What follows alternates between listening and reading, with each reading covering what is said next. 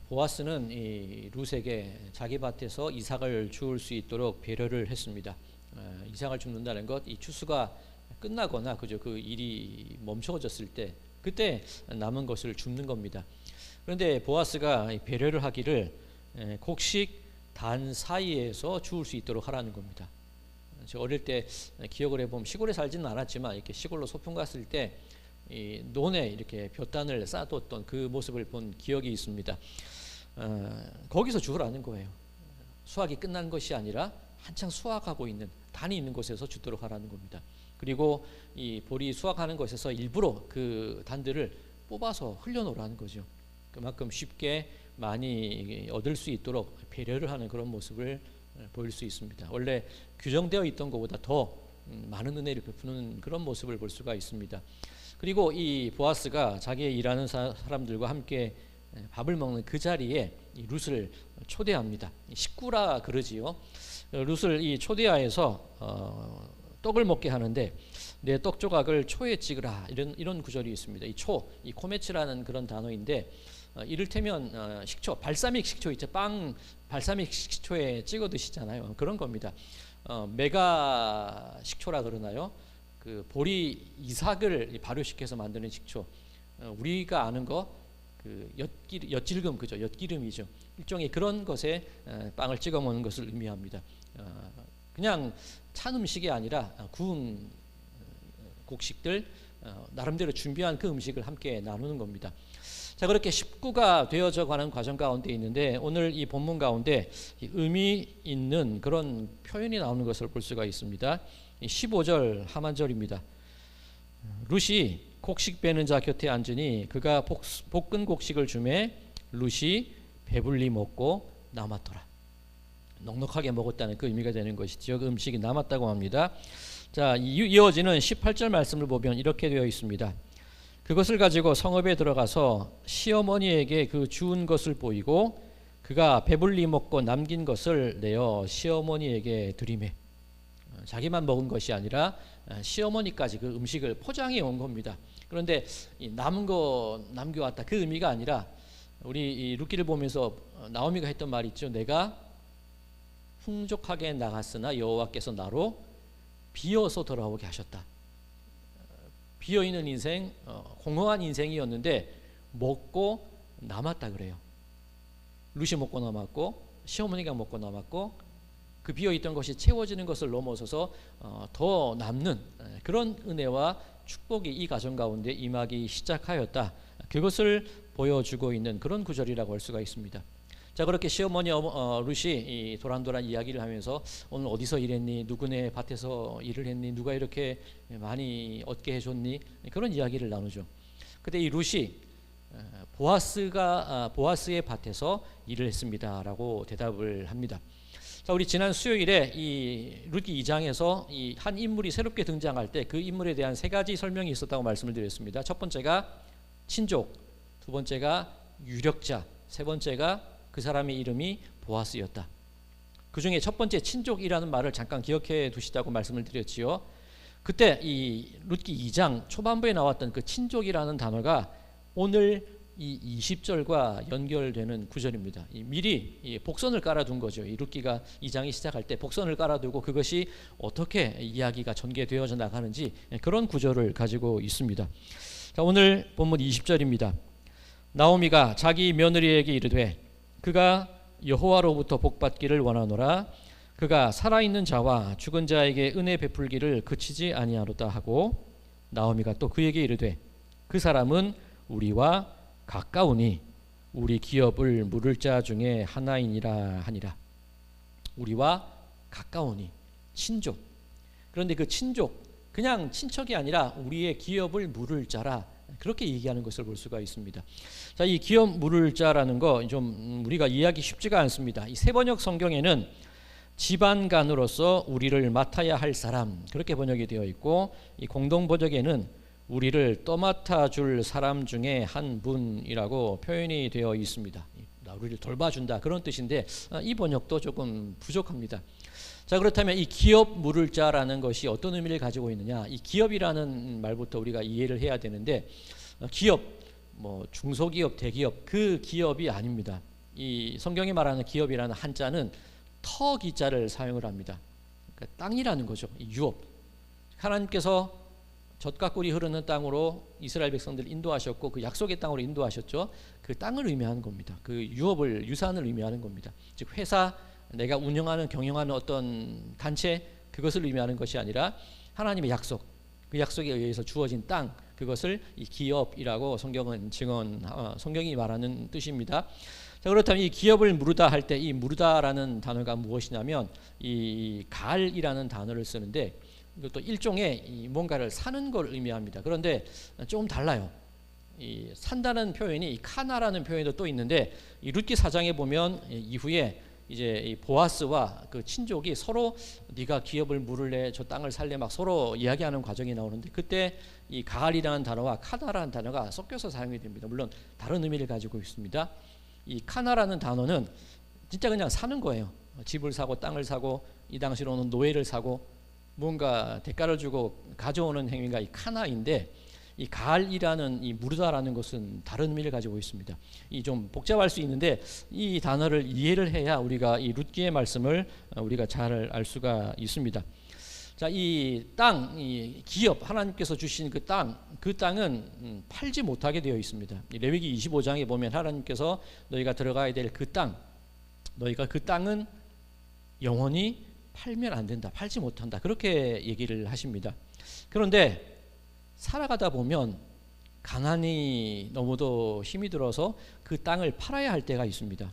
그런데 이 레위기 25장에 보면 그 땅을 판 이후에 어떻게 해야 되는지 몇 가지 방법이 나오는데 첫 번째는 제가 너무 가난해서 유업으로 받은 그 땅을 팔았다고 합시다.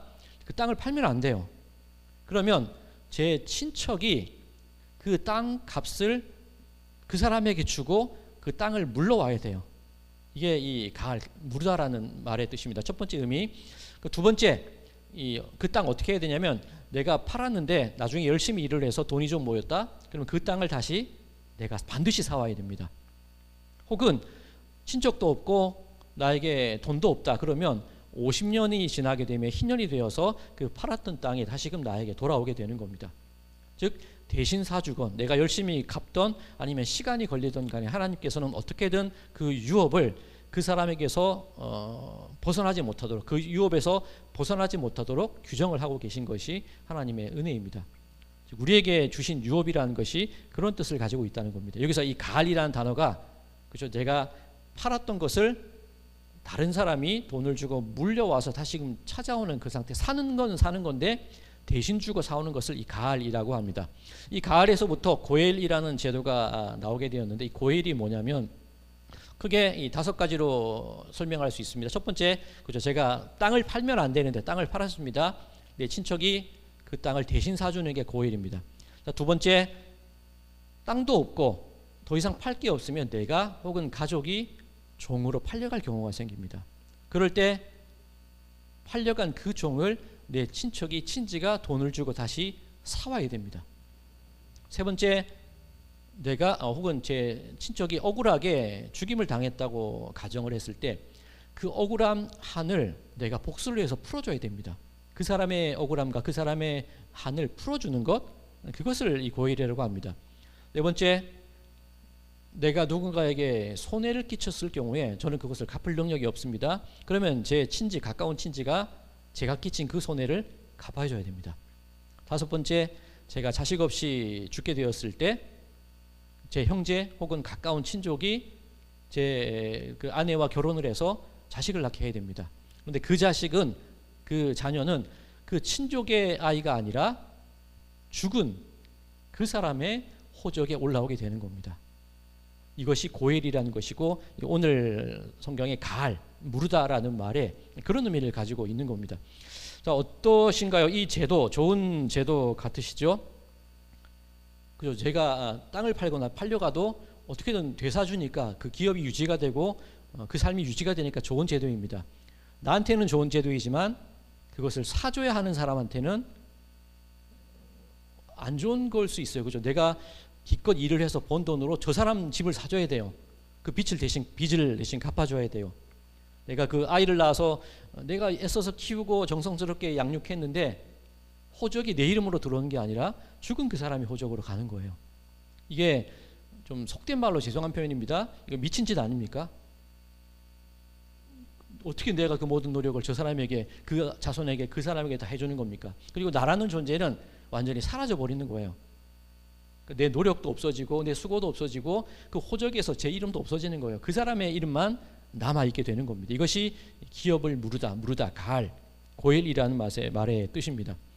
자, 이 무르다라는 단어가 앞서 레위기 25장 예를 들어서 땅을 무르다 그 설명을 드렸는데, 이 가을이라는 단어가 우리가 이해하기 쉽게 번역된 부분이 있습니다.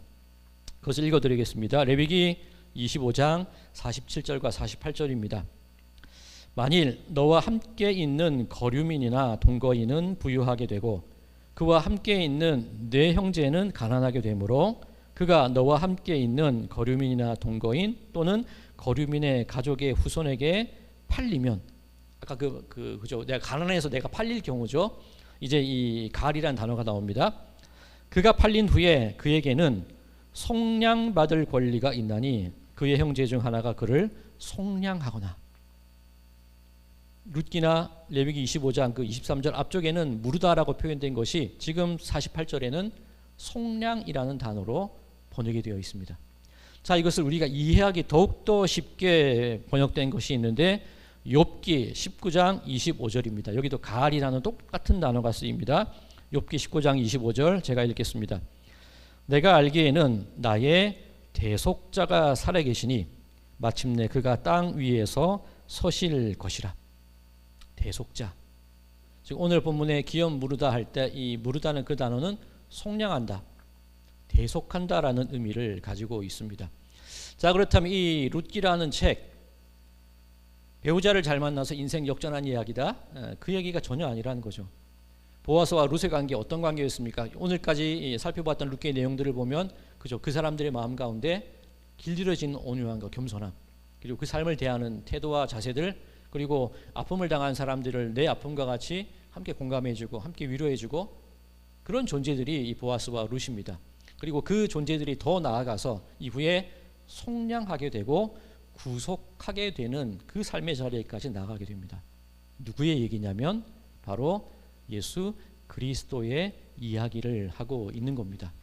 인생 역전이 아니라 구속, 속량의 은혜, 하나님의 그 사랑, 제가 아까 좀 죄송한 표현을 했었죠. 미친 짓이라는 표현을 했죠. 그 미친 사랑을 예수님이 우리에게 주셨다는 거예요. 도무지 나로서는 할 수 없는, 나로서는 손해만 보는 그 일을 예수님께서 친히 우리를 위해서 해주셨다는 겁니다. 내가 죄를 지었는데 예수님이 대신 갚아주셨죠.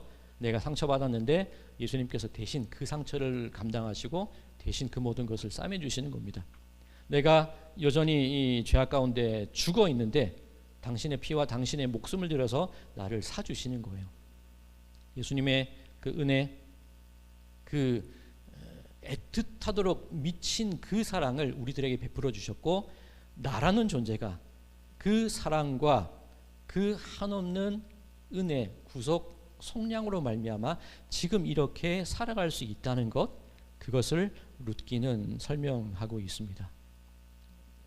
비어서 살아가는 인생, 흉년 가운데 살아가는 인생, 공허한 인생, 이방인으로 혹은 낙오자로 혹은 차별받는 사람으로 살아가는 인생, 그 모든 우리들을 이 귀한 존재로 당신의 피값을 들여 세워주시고 살려주시고 여기까지 인도해 주신 그 내 것을 아끼지 않고 다 내어주신 예수 그리스도의 그 사랑을 드러내고 있는 귀한 말씀인 줄로 믿습니다. 우리 성도님들이 그런 존재라는 거예요. 미칠 듯한 그 예수님의 사랑에 의해서 살아가는 존재, 우리들의 자녀가 그런 존재라는 겁니다. 우리만 그렇습니까? 우리가 만나는 그 세상의 그 사람들도 그렇게 세움받고 그렇게 존귀한 사람들이라는 겁니다. 그럼 우리가 내 자신을 대할 때 얼마나 내 스스로에게, 뭐 나에게 관대한 사람도 있겠지만 얼마나 내 스스로에게 좀 어렵게 대하십니까? 왜 이런 모습이고 왜 이거밖에 못하고 나는 맨날 이렇게 실수하고, 그런 존재가 아니라는 거예요. 그 귀한 구속과 속량, 그 미친 사랑의 수혜자가 나입니다. 그 사랑의 수혜자가 우리들의 자녀이고 우리들의 이웃입니다. 그렇다면 우리가 서로를 대한 태도가 어때야 되는가? 보아스와 룻이 보였던 것처럼 그 길들여진 온유와 겸손과 인내함으로, 보듬어 줌으로, 이해하고 안아줌으로 그렇게 우리들의 삶이 이어져야 되지 않겠습니까? 바라기는 우리들의 삶 속에서 먼저 여러분 스스로를 사랑하시기 바랍니다. 내가 자기의 이게 아니라 주님의 그 피값, 주님의 그 생명, 그것을 사랑하시기 바랍니다. 그리고 다른 이들의 삶 속에 들어있는 그 귀한 피값을 사랑하심을 통하여서 우리들이 그 겸손함과 온유함으로 그렇게 함께 아름다운 우리들의 삶을 이어나가시는, 그렇게 격려해 가시는 우리 모든 분들의 삶이 되시기를 주님의 이름으로 간절히 축원드립니다.